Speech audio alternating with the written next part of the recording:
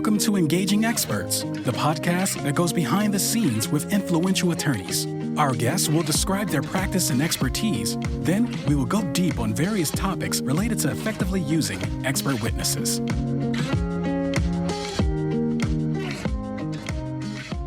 Hello and welcome to another edition of Engaging Experts. This is David Seeley, Business Development Executive with Roundtable Group and one of the hosts of this podcast series. Today we have another fantastic guest, Teena Sankoorikal, partner at Covington Burlington, LLP. Teena is a commercial litigator who has handled numerous high-profile, complex civil litigation and intellectual property disputes. She's a member of Covington's Evaluation Committee and serves as the Ombudsman of the New York City office. Teena is a fellow of the Yale Science and Engineering Association, a member of the Asian American Bar Association of New York, a 2015 fellow of the Leadership Council on Legal Diversity, and a member of the Selection Committee for the Don H. Liu Scholars Program. Teena has a Juris Doctorate from the University of Pennsylvania Law School, where she was on the editorial board for the Law Review, and holds a Bachelor of Science from Yale University, where she graduated cum laude with a double major in chemistry and sociology. Teena, we're happy to have you with us today, and I'm looking forward to our discussion and diving right in. But before we do that, here's our sponsorship message. This episode is brought to you by Roundtable Group, the experts on experts. We've been connecting attorneys with experts for over 25 years. Find out more at roundtablegroup.com. Welcome, Teena. It's a pleasure to have you with us today. So I want to kind of start right at the beginning and let our listeners hear a little bit about your story. Take us back to your start. You're a student at Yale University. You have a double major in chemistry and sociology. Tell us a little bit about your time at Yale. What was that like? And how you eventually arrived at the decision to go to law school and become an attorney. So I was raised in Mobile, Alabama, and moving to New Haven, which is where Yale is located, was a very, very different and big transition. New Haven is very different from Mobile. So in that respect, it was a bit jarring when I first got there as a 17-year-old. But through the course of my time, I really enjoyed being at Yale. I met a lot of interesting and bright people, students and teachers. I spent most of my time on Science Hill, but I remember, and I look fondly back on these frank, open discussions that we had in our classes on all types of subjects, where we explored ideas and thoughts to reach our own conclusions on different subjects. So I really enjoyed my time at Yale. I thought it was a great learning experience. Now, that's on awesome. Law school, and that's interesting. So before I started college, I was leaning towards law school. And I settled on law school actually while I was at Yale. I took some classes, pre-law type classes, and settled on law school, even though I was majoring in chemistry and sociology. I thought that the logic and the thinking in chemistry might be useful in law school and beyond. So I stuck with those two majors. Yeah, and I was interested in reading your profile about the transition of going into law. So that's an interesting way to put it. I noticed too that you kind of got your start with a powerhouse kind of national law firm, Kravitz, Swaine and Moore. You were an associate attorney with them for 17 years. You were with them. First of all, I'm curious to see what it's like and what you thought of as starting with such a top, big wig law firm like Kravitz, Swaine and Moore. And secondly, what was the journey like going from associate to partner and kind of moving up the ranks a little bit? So when I started at Kravitz, which was over 20 years ago in 1999, it was a small litigation class. My recollection, it was on the order of 15 or so litigation associates that started in my class. So we were a tight-knit group from the start. And at that time, the firm had larger cases. So a bunch of us ended up working together, not necessarily on the same aspects of the case, but on related aspects of the case. So it was nice because there was a lot of camaraderie within our class. The cases themselves were very interesting. And I worked on a variety of cases, from antitrust cases to First Amendment to securities to copyright to patent. So through the course of my time as an associate, I had the opportunity not only to work on a number of different types of cases, but a whole group of different clients. And then throughout the arc of my time as an associate, I was given the opportunity to manage cases as I progressed until I became a partner in the litigation department. So it was a great opportunity for me because they staff cases very leanly. So, I got to see from the drafting to the managing to the taking of depositions, defending depositions, working with experts, writing expert reports, taking expert depositions, doing the pretrial work, and then all the way into trial. So it was nice to be able to see the arc of cases, but also to be able to manage in different scenarios through the course of my time as an associate. And now you're with Covington and Burlington, LLP, and altogether, I guess, 21 plus years as an attorney. And, I was thinking about, in all that time, you must have some cases that stand out to you that maybe are interesting cases or cases that just are memorable for one reason or another. And in that 20 years, are there any cases that, you stand out to you that are just interesting, or you learned something, or just memorable for one reason or another? Yeah, that's a good question. There are a handful that stick out for different reasons. Sometimes because the subject matter is really interesting, sometimes because they were cutting edge at the time, and sometimes because I just liked the case itself. So I remember as a first year associate, so this would be 1999, 2000, I remember working on one of the earliest music software copying cases. So this was one of the earliest MP3 cases. And at the time, the law was not settled on what would be considered copying of software. And so that was very interesting to me because we were thinking through difficult issues. And from my perspective, it was new technology, which was really interesting. Mm-hmm. I also remember working on a famous disappearing image app, and working we represented one of the co-founders. And that was an extremely interesting case because it was challenging, but also because it was front page news. And that was really interesting. There was a different case for a different client involved. It was principally a trade secret and antitrust case. And our client had been accused of the theft of a whole host of trade secrets. And this was, I think, the first time in my career where I realized the real value of sort of sitting there looking at the documents and pouring through them, because what we figured out is that most of the trade secrets that had been asserted against our client were actually ones that our client had created in the first place. So it was nice to be sitting in a room with people, with other associates as we're pointing these out and thinking, wait a minute, isn't that the same language that we're seeing on the list? So those are a few that I enjoyed. I think the last one that I remember, and that's because I found the technology really fascinating, was an assisted GPS case. I just really enjoyed delving into the technology and understanding how assisted GPS works, and relevantly to me, how location services for my phone are determined every single time I move. So it was nice to be able to see the technology and its relevance to my everyday life. Fascinating, very fascinating. And I'm sure early on, like you said, with things still emerging and developing, that's so interesting that you were involved early on and had an opportunity to, all those years ago to think where we are today. That's very fascinating. And thank you for sharing that.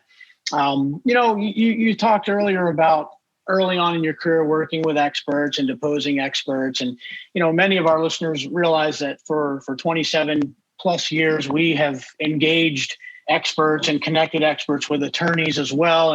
And we've just helped so many law firms and are so appreciative of those opportunities. How important are experts in the course of your work and your litigation matters? And when looking for an expert, what kinds of things do you look for? I mean, it's obviously not the perfect expert out there, but what kinds of things are you looking for, and how important are those experts in your daily work? I have relied on and worked with experts over the course of my career, and I've found them to be invaluable on certain cases where expert presentation is important to distilling some of the difficult concepts that may not be known to the trier of fact, as well as helping to explain and make clear what is known in certain areas and what is within the purview of an expert. Because I can say it, but it's not the same as when an expert who's got X number of years in a space says, this is the way the math works, this is the way the science works, this is the way the technology works. And there's a certain value and importance placed on someone with knowledge in a space speaking, which dovetails into your second question, which is, what am I looking for in an expert? And I think about it, and there are a handful of things that I look for every time I'm speaking with experts. And the first is obviously relevant experience. Relevant experience is something that I look for. Is this someone who knows the space, has been in the space by virtue of his or her experience, or has taught in the space, but the body of his or her experience is one that puts the person in a situation to speak with authority on a subject matter. The second, and this relates to it, is knowledge. So the experience is not only in the space, but also as an expert. The knowledge is in the subject area. The third piece that I look for is credibility. It matters to me that the expert is credible. At the end of the day, our job is to advocate for our client, but in order to do that, you have to be credible. People have to believe what it is you're saying, and so credibility to me matters. And the last piece of this is, and they're sort of related, and there isn't a word that I can put on. And honesty is the wrong word, but someone who has the sort of strength to tell me, no, I disagree. So to me, there are things that as a non-expert, there are views that I will have about the technology, the science, but it is important to me to hear from the expert, well, you don't quite have it right, or no, I can't say that. So I need to work with someone that I'm confident is going to push back when I may have it wrong. And I'm not trying to get it wrong. The last thing I want to do is get up in front of the jury or anyone else and get it wrong and either put our client in the hot spot, put me in the hot spot, or the expert. So it is important to me that the expert be one who has the fortitude, the confidence, and isn't shy about speaking up when it's important to do so. Yeah, absolutely. Good points. And thanks for sharing those. As I was reading through your bio and all your accolades and awards and things, one of the things that stood out to me that I read as an aside as well on my own time was about the Don H. Liu Scholars Program. And I mentioned that you were on the selection committee of that. And I'm just wondering, can you tell our listeners a little bit more about what that program is, what it seeks to do, and how you became involved in it? Yeah, so that program is very, very important to me. It's one that the goal is to identify and empower future Asian American leaders and to help address the reality that Asian Americans remain underrepresented in positions of power and leadership in the legal profession. And so what the scholarship hopes to do is to help, the people who are identified along the path of their legal careers. And so that's the purpose of the organization. And I also love it because I have the opportunity to meet with law school students who are just impressive, given their backgrounds, given what they've accomplished, given the hurdles they've overcome, from refugees to people who have worked 20 hours a day while managing law school, working full-time, folks who have been exposed to significant discrimination in their lifetime. It's an extraordinary group of people. And in conjunction with that, my colleagues on the evaluation committee are impressive in their own right. So it's a great opportunity for me to participate and hopefully give back a little, but also to help the next generation of future Asian American leaders. And I got involved because I was formerly on the board of the Asian American Bar Association, and I knew Don Liu both before my involvement in the Asian American Bar Association, but also during my membership on the board. And he was kind enough to invite me to be on the evaluation committee. Yeah, what a great story and a great program. And I was intrigued by it. I read about it. I got on the website myself and read about it, and it's wonderful. It's a wonderful thing. It's just something that's needed and well put together. Let's shift gears a little bit to outside of work. When you're not busy doing a great job and being a great attorney and winning cases, what do you like to do? What are some hobbies you like to do outside of work? So I spend a lot of time now hanging out with my 8-year-old daughter. So that's a lot of my free time, which currently she's on a swim team. So that's a lot of our time. But I love it. I think she's wonderful, and every minute I have with her is fantastic. But setting that aside, I like to run. When I have time, I like to cook and all types of different things. I don't profess to be any great cook, but I do like to cook, and I like to read. So when I have time, those are the things I like to do. But Marielle takes up the vast majority of the time, and I love it. It's great.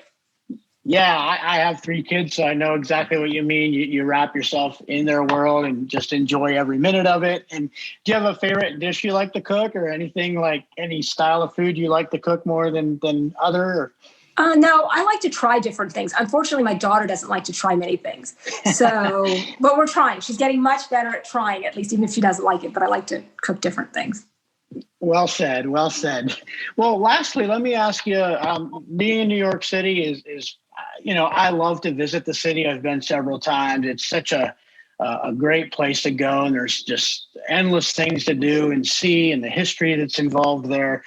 Do you have a couple of favorite spots that you like to go to, or frequent, or a couple of great areas? Yeah. So I love to go. Well, so we love to go to Central Park and Riverside Park. So we spend a lot of time there. If she's not playing there, then I like to run on Riverside Park down towards downtown, which is nice. We also like to go to shows, so that's always good. And I missed doing that I like to eat out, which is always fun. Marielle likes to eat pizza, so we spend time at various pizza places, which is good. Yeah. So the shows are right up my alley as well. So that's awesome. Have you had any show opportunity that you just? I mean, obviously, like you said, you missed it the last couple of years with the pandemic. But do you have a favorite show that you guys went to, or? Oh, I can't even think of one now. I know the last one I saw. So long ago, the last one I saw, which I had actually seen 10 years earlier. So it was interesting for me to see it, was Wicked, because I was finally able to take Marielle. So that was interesting, because it was a decade since I had seen it, and I saw it initially when the initial cast was in it, and then 10 years later. So it was interesting to watch it through her eyes, which was something and that's a fantastic musical. So, yeah. Well, listen, it was great to have you on today. I mean, I'm so appreciative of your time and giving our listeners an opportunity to learn more about you and your practice. And, thanks so much for being with us today. Thank you for taking the time. I really appreciate it. It was nice of you to have me on. Thanks for listening to Engaging Experts. Be sure to click subscribe so you don't miss our future episodes.